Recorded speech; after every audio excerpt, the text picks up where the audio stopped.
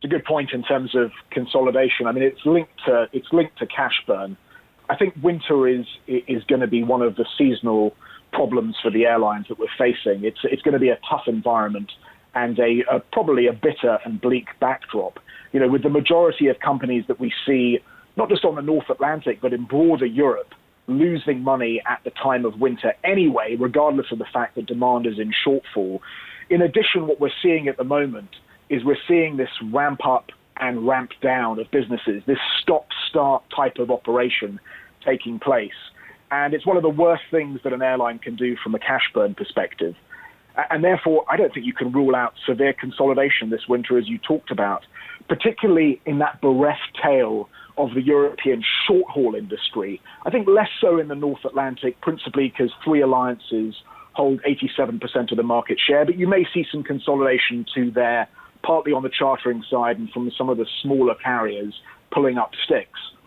The business travel segment has clearly been impacted. People are not going to visit some of their clients anymore, and there's been a huge cutback in that area. We were talking to one of the big consultancy firms, and they've taken a fundamental review of their business travel, and that's changed for the foreseeable future. We know many people are still working from home. So how significantly do you think this segment will be hit, and for how long?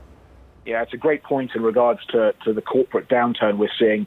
We've done a lot of work on how many people go for business trips to go see clients, how many go and do secondments, and what percentage of the market travels how many times per year. And the conclusions that we've drawn from our own primary analysis, as well as doing a number of secondary surveys across the market, is that there's going to be a secular impairment of around 25% to corporate travel. So corporate travelers are going to have a slow and uneven recovery here. And we don't think that it ever gets back to the 2019 levels on a normalized basis. I think one of the other things to be aware of from a corporate standpoint is this risk of a vaccine. You know, I think corporates and shareholders alike are pinning their hopes on a vaccine.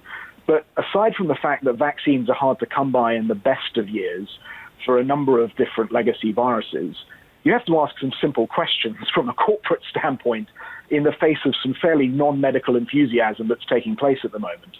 You know, what adoption rates are going to be like of this vaccine?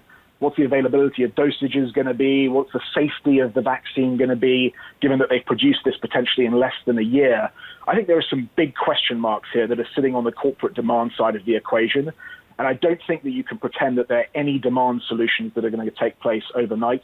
I think the demand recovery, regardless of a vaccine, in that corporate segment that you highlight, will be slow and uneven.